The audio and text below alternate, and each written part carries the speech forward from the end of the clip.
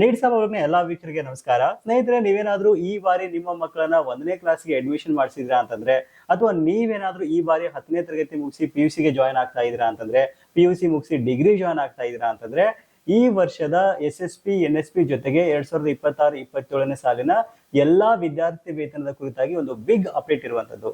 ಹೌದು, ಇನ್ನೇನು ಬೇಸಿಗೆ ಮುಗಿದು ಕಾಲೇಜ್ ಸ್ಟಾರ್ಟ್ ಆಗ್ತಕ್ಕಂಥ ಸಮಯ, ಸ್ಕೂಲ್ಗಳು ಸ್ಟಾರ್ಟ್ ಆಗ್ತಕ್ಕಂಥ ಸಮಯ. ಈ ಟೈಮ್ ಅಲ್ಲಿ ಮೋಜು ಮಸ್ತಿಯ ಜೊತೆಗೆ ಈ ವರ್ಷದ ಎಲ್ಲಾ ಸ್ಕಾಲರ್ಶಿಪ್ ಗಳ ಬಗ್ಗೆ ಮಾಹಿತಿ ನೀವು ಖಂಡಿತವಾಗ್ಲೂ ತಿಳ್ಕೊಳ್ಬೇಕು.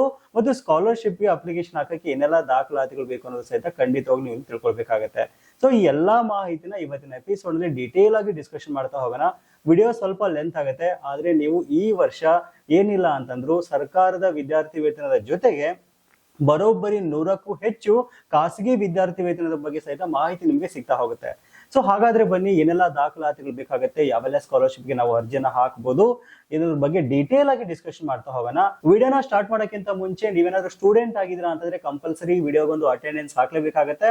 ಅಟೆಂಡೆನ್ಸ್ ಆಗಕ್ಕೆ ಲೈಕ್ ಬಟನ್ ಒತ್ತಿ ಎಷ್ಟು ಸ್ಟೂಡೆಂಟ್ಸ್ ಗಳು ವಿಡಿಯೋನ ನೋಡ್ತಾ ಇದೀರಾ ಅಂತ ನನಗೆ ಸಹಿತ ಗೊತ್ತಾಗುತ್ತೆ. ಬನ್ನಿ ವಿಡಿಯೋನ ಸ್ಟಾರ್ಟ್ ಮಾಡೋಣ. ನಮ್ಮ ಕರ್ನಾಟಕದಲ್ಲಿ 1ನೇ ತರಗತಿಯಿಂದ ಹಿಡಿದು ಅಪ್ ಟು PhD ವರೆಗೂ ಓದ್ತಕ್ಕಂಥ ವಿದ್ಯಾರ್ಥಿಗಳಿಗೆ 100% ಮತ್ತು ಗ್ಯಾರಂಟಿ ಆಗಿ ಬರ್ತಕ್ಕಂಥ ವಿದ್ಯಾರ್ಥಿ ವೇತನ ಅಂತಂದ್ರೆ ಅದು ನಮ್ಮ ಕರ್ನಾಟಕ ಸರ್ಕಾರದ SSP ವಿದ್ಯಾರ್ಥಿ ವೇತನ ಮತ್ತು ಕೇಂದ್ರ ಸರ್ಕಾರದ NSP ವಿದ್ಯಾರ್ಥಿ ವೇತನ ಅಂತ ಹೇಳ್ಬೋದು. ಇದ್ರ ಜೊತೆಗೆ ಲಿಸ್ಟ್ ಮಾಡ್ತಾ ಹೋದ್ರೆ ಸಾವಿರಾರು ವಿದ್ಯಾರ್ಥಿ ವೇತನಗಳು ನಿಮಗೆ ಖಾಸಗಿ ಸ್ಕಾಲರ್ಶಿಪ್ ಗಳಲ್ಲಿ ಸಿಗ್ತಾ ಹೋಗುತ್ತೆ. ಸೊ ಹಾಗಾದ್ರೆ ಯಾವೆಲ್ಲ ಖಾಸಗಿ ವಿದ್ಯಾರ್ಥಿ ವೇತನಗಳು ನಮಗೆ ಬರುತ್ತೆ ಅಂತ ನೋಡೋದಾದ್ರೆ ಜಸ್ಟ್ ನಿಮಗೆ ಒಂದು 10ರಿಂದ 15 ಲಿಸ್ಟ್ ಹೇಳ್ತಾ ಹೋಗ್ತೀನಿ, ನಿಮ್ಗೆ ಒಂದು ಐಡಿಯಾ ಬರುತ್ತೆ. ಸೊ ಮೊದಲನೇದಾಗಿ ಜಿಂದಾಲ್ ಸ್ಕಾಲರ್ಶಿಪ್ ಅಂತ ಹೇಳ್ಬೋದು, ಅಜಿಂ ಪ್ರೇಮ್ಜಿ ವಿದ್ಯಾರ್ಥಿ ವೇತನ, ವಿವೋ ಕನ್ಯಾಜ್ಞಾನ್ ವಿದ್ಯಾರ್ಥಿ ವೇತನ. ಆಲ್ರೆಡಿ ಇದಕ್ಕೆ ಒಂದು ಅರ್ಜಿನ ಕರೆದಿದ್ದಾರೆ, ಆಲ್ರೆಡಿ ಅಪ್ಲಿಕೇಶನ್ ಸ್ಟಾರ್ಟ್ ಆಗಿದೆ ಅಂತ ಹೇಳ್ಬೋದು. ಇದರ ಜೊತೆಗೆ Airtel, Kotak, HDFC, SBI scholarship ಗಳು ಸಿಗುತ್ತೆ. ಇನ್ಫೋಸಿಸ್, ಅದಾನಿ ಜ್ಞಾನ ಜ್ಯೋತಿ, ಟಾಟಾ ಕ್ಯಾಪಿಟಲ್ ಮತ್ತು ರಿಲಯನ್ಸ್ ಸ್ಕಾಲರ್ಶಿಪ್ ಗಳು. ಹೀಗೆ ಲಿಸ್ಟ್ ಮಾಡ್ತಾ ಹೋದ್ರೆ 100ಕ್ಕೂ ಹೆಚ್ಚು ಸ್ಕಾಲರ್ಶಿಪ್ ಗಳು ನಿಮಗೆ 2026 ಮತ್ತು 27ನೇ ಸಾಲಲ್ಲಿ ಸಿಗುತ್ತೆ ಅಂತ ಹೇಳ್ಬೋದು. ಈ ವಿದ್ಯಾರ್ಥಿ ವೇತನಗಳ ಬಗ್ಗೆ 99% ವಿದ್ಯಾರ್ಥಿಗಳಿಗೆ ಗೊತ್ತಿಲ್ಲ ಅಂತ ಹೇಳ್ಬೋದು. ಇನ್ ಕೇಸ್ ಗೊತ್ತಿದ್ರು ಸಹಿತ ತುಂಬಾ ಅಸಡ್ಡೆ ಮಾಡ್ತಾ ಇರ್ತೀರಾ. ಸೊ ಈ ಸ್ಕಾಲರ್ಶಿಪ್ ಹಾಕಿದ್ರೆ ನಮಗೆ ಬರುತ್ತಾ, ಏನಕ್ಕಾಗಿ ನಾವು ಟೈಮ್ ವೇಸ್ಟ್ ಮಾಡ್ಬೇಕು ಅಂತ ಯೋಚನೆ ಮಾಡ್ತಾ ಇರ್ತೀರಾ. ಬಟ್ ನಿಮ್ಗೆ ನೆನಪಿರ್ಲಿ, ನೀವು 100 ಸ್ಕಾಲರ್ಶಿಪ್ ಅಪ್ಲಿಕೇಶನ್ ಹಾಕಿದ್ರೆ ಸಹಿತ ಅದ್ರ ಫ್ರೀ ಆಫ್ ಕಾಸ್ಟ್ ಆಗಿರುತ್ತೆ. ಜಸ್ಟ್ ನೀವು ನಿಮ್ಮ ಮೊಬೈಲ್ ಫೋನ್ ಮೂಲಕನೇ ಸಹಿತ ಅರ್ಜಿ ಹಾಕ್ಬೋದು. ಆಯ್ತಾ, ನೀವು ಸೈಬರ್ ಸೆಂಟರ್ಗೆ ಹೋಗ್ತಕ್ಕಂಥ ಅವಶ್ಯಕತೆನೇ ಇಲ್ಲ. ಸೊ ನೀಟ್ ಆಗಿರತಕ್ಕಂಥ ಎಲ್ಲಾ ಮಾಹಿತಿ ನಾವು ನಿಮ್ಗೆ ತಿಳಿಸ್ತಾ ಹೋಗ್ತೀವಿ.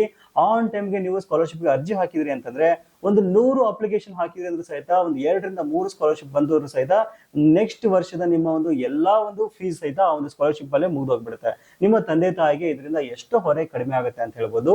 ಈ ಸ್ಕಾಲರ್ಶಿಪ್ ಗಳ ಬಗ್ಗೆ ಮಾಹಿತಿ ನಿಮ್ಗೆ ಟೈಮ್ ಟು ಟೈಮ್ ಅಪ್ಡೇಟ್ ಆಗಬೇಕು, ಟೈಮ್ ಟು ಟೈಮ್ ಗೊತ್ತಾಗಬೇಕು ಅಂತಂದ್ರೆ ನಮ್ಮ ನೀಡ್ಸ್ ಆಫ್ ಪಬ್ಲಿಕ್ ಸ್ಕಾಲರ್ಶಿಪ್ ಅಂತ ಒಂದು ವಾಟ್ಸ್ಆಪ್ ಚಾನಲ್ ಇದೆ, ಇಲ್ಲಿ ನೀವು ಜಾಯಿನ್ ಆಗ್ಬೋದು. ಸೊ ಇಲ್ಲಿ ಕೇವಲ ನಾವು ಸ್ಕಾಲರ್ಶಿಪ್ ಗಳ ಬಗ್ಗೆ ಮಾತ್ರ ಡಿಸ್ಕಷನ್ ಮಾಡ್ತಾ ಹೋಗ್ತೀವಿ. ಪ್ರತಿಯೊಂದು ಸ್ಕಾಲರ್ಶಿಪ್ ಬಗ್ಗೆ ನಿಮಗೆ ಡೀಟೇಲ್ ಆಗಿರತಕ್ಕಂಥ ಮಾಹಿತಿ ಸಿಗುತ್ತೆ. ಬರೀ ಮಾಹಿತಿ ಅಷ್ಟೇ ಅಲ್ಲ, ಅರ್ಜಿನ ಯಾವ ರೀತಿ ಹಾಕೋದ್ರ ಬಗ್ಗೆ ಸಹಿತ ಡೀಟೇಲ್ ಆಗಿರತಕ್ಕಂಥ ವಿಷಯ ಇಲ್ಲಿ ನಿಮಗೆ ಸಿಗ್ತಾ ಹೋಗುತ್ತೆ. ಮತ್ತೆ ತಡ ವಿಡಿಯೋದ ಡಿಸ್ಕ್ರಿಪ್ಷನ್ ಅಲ್ಲಿ ಮತ್ತು ಕಮೆಂಟ್ ಸೆಕ್ಷನ್ ಅಲ್ಲಿ ವಾಟ್ಸ್ಆಪ್ ಚಾನಲ್ ನೇರವಾದ ಲಿಂಕ್ ಅನ್ನು ಕೊಟ್ಟಿದ್ದೀನಿ. ಜಸ್ಟ್ ಒಂದು ಕ್ಲಿಕ್ ಮಾಡೋ ಮೂಲಕ ನೀವು ವಾಟ್ಸ್ಆಪ್ ಚಾನಲ್ ಜಾಯಿನ್ ಆಗಿ ನಾಳೆಯಿಂದನೇ ಅವೈಲೇಬಲ್ ಇರತಕ್ಕಂಥ ಎಲ್ಲಾ ವಿದ್ಯಾರ್ಥಿ ವೇತನಕ್ಕೆ ನೀವು ಅರ್ಜಿಯನ್ನ ಹಾಕ್ತಾ ಹೋಗ್ಬೋದು. ಇನ್ನು ವಿಡಿಯೋದ ಮುಖ್ಯ ಭಾಗಕ್ಕೆ ಬರೋಣ. ನೀವು ಈ ವರ್ಷ 2026 ಮತ್ತು 27ನೇ ಸಾಲಿನಲ್ಲಿ ಯಾವುದೇ ವಿದ್ಯಾರ್ಥಿ ವೇತನಕ್ಕೆ ಅರ್ಜಿ ಹಾಕ್ತೀರಾ ಅಂತಂದ್ರೆ ಇನ್ಕ್ಲೂಡಿಂಗ್ SSP NSP ಜೊತೆಗೆ ಲೇಬರ್ ಕಾರ್ಡ್ ಸ್ಕಾಲರ್ಶಿಪ್ ಆಗಿರ್ಬೋದು, ವಿದ್ಯಾಶ್ರೀ ಸ್ಕಾಲರ್ಶಿಪ್ ಆಗಿರ್ಬೋದು, ಯಾವುದೇ ಸ್ಕಾಲರ್ಶಿಪ್ಗೆ ನೀವು ಅರ್ಜಿ ಹಾಕ್ತೀರಾ ಅಂತಂದ್ರೆ ನಿಮ್ಗೆ ಒಂದಿಷ್ಟು ದಾಖಲಾತಿಗಳು ಕಂಪಲ್ಸರಿ ಬೇಕಾಗುತ್ತೆ, ಗೌರ್ಮೆಂಟ್ ಡಾಕ್ಯುಮೆಂಟ್ಸ್ ಬೇಕಾಗುತ್ತೆ. ಈ ಡಾಕ್ಯುಮೆಂಟ್ಸ್ ಇಲ್ಲ ಅಂತಂದ್ರೆ ನೀವು ಯಾವುದೇ ಕಾರಣಕ್ಕೂ ಅರ್ಜಿ ಹಾಕಕ್ಕಾಗಲ್ಲ. ಇನ್ ಕೇಸ್ ಬಿಟ್ಟು ಅರ್ಜಿ ಹಾಕ್ತೀರಾ ಅಂದ್ರೆ ಅಪ್ಲಿಕೇಶನ್ ತಗೊಳ್ಳಲ್ಲ ಅಂತ ಹೇಳ್ಬೋದು. ಸೊ ಹಾಗಾದ್ರೆ ಯಾವುದು ಇಂದು ಡಾಕ್ಯುಮೆಂಟ್ಸ್ ಅಂತ ನೋಡ್ತಾರೆ ಸ್ಕ್ರೀನ್ ಅಲ್ಲಿ ನಾನು ಚೆಕ್ ಲಿಸ್ಟ್ ಅನ್ನ ಕೊಟ್ಟಿದ್ದೀನಿ. ಈ ಎಲ್ಲಾ ದಾಖಲಾತಿಗಳು ನೀವು ಕಂಪಲ್ಸರಿ ಈ ವರ್ಷ ನೀವು ರೆಡಿ ಮಾಡ್ಕೊಳ್ಬೇಕಾಗುತ್ತೆ. ಈ ಚೆಕ್ ಲಿಸ್ಟ್ ನೀವು ನೋಡ್ಬೇಕು ಅಂತಂದ್ರೆ ಜಸ್ಟ್ ಗೂಗಲ್ ಹೋಗ್ಬಿಟ್ಟು needs of public scholarship documents ಅಂತ ಜಸ್ಟ್ ಸರ್ಚ್ ಮಾಡಿದ್ರೆ ಸಾಕು, ನಿಮ್ಗೆ ಒಂದು ಫಸ್ಟ್ ರಿಸಲ್ಟ್ ಕಾಣಿಸ್ಕೊಳ್ಳುತ್ತೆ. ಅದನ್ನ ಸೆಲೆಕ್ಟ್ ಮಾಡ್ಕೊಂಡ್ರಿ ಅಂತಂದ್ರೆ ಕಂಪ್ಲೀಟ್ ಆಗಿರತಕ್ಕಂಥ ಎಲ್ಲಾ ಸ್ಕಾಲರ್ಶಿಪ್ ಗಳ ಬಗ್ಗೆ ಮಾಹಿತಿ ಜೊತೆಗೆ ಡಾಕ್ಯುಮೆಂಟ್ಸ್ ಲಿಸ್ಟ್ ಸಹಿತ ಇಲ್ಲಿ ನಿಮ್ಗೆ ಸಿಗುತ್ತೆ. ಸೊ ಹಾಗಾದ್ರೆ ಏನೆಲ್ಲ ಡಾಕ್ಯುಮೆಂಟ್ಸ್ ಬೇಕಾಗುತ್ತೆ ಈ ಒಂದು SSP NSP ವಿದ್ಯಾಶ್ರೀ ಮತ್ತು ಎಲ್ಲಾ ವಿದ್ಯಾರ್ಥಿ ವೇತನಕ್ಕೆ ಅಂತ ನೋಡೋದಾದ್ರೆ ಮೊದಲನೇದಾಗಿ ನಿಮ್ಮ ಆಧಾರ್ ಕಾರ್ಡ್ ಅಂತ ಹೇಳ್ಬೋದು. ಆಧಾರ್ ಕಾರ್ಡ್ ಪ್ರತಿಯೊಬ್ಬರ ಹತ್ರ ಇರುತ್ತೆ, ಆದ್ರೆ ಕೆಲವೊಂದಿಷ್ಟು ಮಿಸ್ಟೇಕ್ಸ್ ಗಳು ಈ ಒಂದು ಆಧಾರ್ ಕಾರ್ಡ್ ಅಲ್ಲಿ ಇರುತ್ತೆ. ಸೊ ಏನೆಲ್ಲ ಮಿಸ್ಟೇಕ್ಸ್ ಇರುತ್ತೆ, ಆಮೇಲೆ ಯಾವ ರೀತಿ ಆಧಾರ್ ಕಾರ್ಡ್ ನಾವು ಮೇಂಟೈನ್ ಮಾಡ್ಬೇಕು ಅಂತ ನೋಡೋದಾದ್ರೆ ನಿಮ್ಮ ಆಧಾರ್ ಕಾರ್ಡ್ ನಲ್ಲಿ ನಿಮ್ಮ ಹೆಸರು, ತಂದೆ ಹೆಸರು ಮತ್ತು ಜನ್ಮ ದಿನಾಂಕ ನಿಮ್ಮ 10ನೇ ತರಗತಿ ಅಂಕಪಟ್ಟಿಯಂತೆ ಇರಬೇಕು. ಇನ್ ಕೇಸ್ ಏನಾದ್ರೂ ವ್ಯತ್ಯಾಸ ಆಯ್ತು ಅಂದ್ರೆ ಈಗಲೇ ತಿದ್ದುಪಡಿ ಮಾಡಿಸ್ಬೇಕಾಗತ್ತೆ. ಏನಕ್ಕೆ ಇನ್ನ 1 ತಿಂಗಳು ಟೈಮ್ ಇದೆ. ಈ ಕೂಡಲೇ ನೀವು ಕರೆಕ್ಟ್ ಆಗಿ ಚೆಕ್ ಮಾಡ್ಕೊಂಡು ನಿಮ್ಮ ಒಂದು ಆಧಾರ್ ಕಾರ್ಡ್ ನಲ್ಲಿ ಇರ್ತಕ್ಕಂಥ ಎಲ್ಲಾ ಡೀಟೇಲ್ಸ್ ನಿಮ್ಮ 10ನೇ ತರಗತಿ ಅಂಕಪಟ್ಟಿ ಅಂತ ನೀವು ಅದನ್ನ ತಿದ್ದುಪಡಿ ಮಾಡಿಸ್ಕೊಳ್ಳಿ. ಇನ್ನ ಎರಡನೇದಾಗಿ ಜಾತಿ ಮತ್ತು ಆದಾಯ ಪ್ರಮಾಣ ಪತ್ರ. ಸೊ ಇವು ಚಾಲ್ತಿಯಲ್ಲಿ ಇರಬೇಕು. ವ್ಯಾಲಿಡ್ ಆಗಿರ್ಬೇಕು ಮತ್ತು ಕಡ್ಡಾಯವಾಗಿ ಹೊಸ RD ಸಂಖ್ಯೆಯನ್ನ ಹೊಂದಿರಬೇಕು.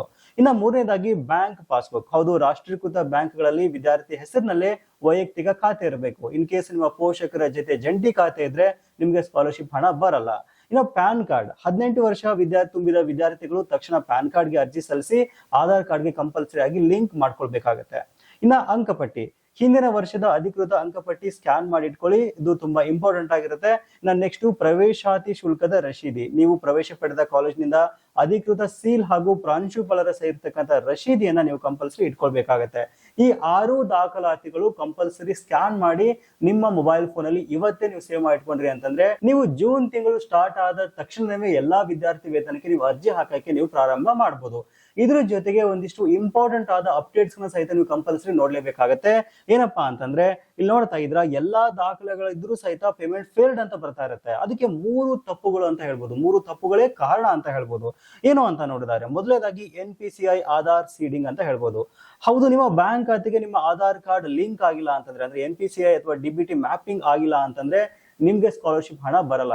ನಿಮ್ಗೆ ನೆನಪಿರ್ಬೋದು, ಇನ್ ಕೇಸ್ ನೀವು ಆಲ್ರೆಡಿ SSP ವಿದ್ಯಾರ್ಥಿ ವೇತನಕ್ಕೆ ಹಿಂದ್ಗಡೆ ಅರ್ಜಿ ಹಾಕಿದ್ರಿ ಅಂತಂದ್ರೆ, ಹಿಂದಿನ ವರ್ಷದಲ್ಲಿ ಅರ್ಜಿ ಹಾಕಿದ್ರಿ ಅಂತಂದ್ರೆ ನಿಮ್ಗೆ ಎಲ್ಲೂ ಸಹಿತ ನಿಮ್ಮ ಬ್ಯಾಂಕ್ ಖಾತೆ ಡೀಟೇಲ್ಸ್ ಅವ್ರು ಕೇಳಿಲ್ಲ, ನಿಮ್ಮ ಆಧಾರ್ ಕಾರ್ಡ್ ಅನ್ನ ಮಾತ್ರ ಕೇಳಿದ್ದಾರೆ. ಸೊ ಹಾಗಾದ್ರೆ ನಿಮ್ಮ ಅಕೌಂಟ್ಗೆ ಹೇಗೆ ಹಣ ಬಂತು ಅಂತ ನೋಡಿದ್ರೆ NPCI ಮ್ಯಾಪಿಂಗ್ ಆಗಿತ್ತು ಅಂತಂದ್ರೆ, ಸೊ ಆಧಾರ್ ಸೀಡಿಂಗ್ ಆಗಿತ್ತು ಅಂತಂದ್ರೆ ಆಧಾರ್ಗೆ ಲಿಂಕ್ ಇರತಕ್ಕಂಥ ನಿಮ್ಮ ಅಕೌಂಟ್ಗೆ ಹಣ ಬರುತ್ತೆ.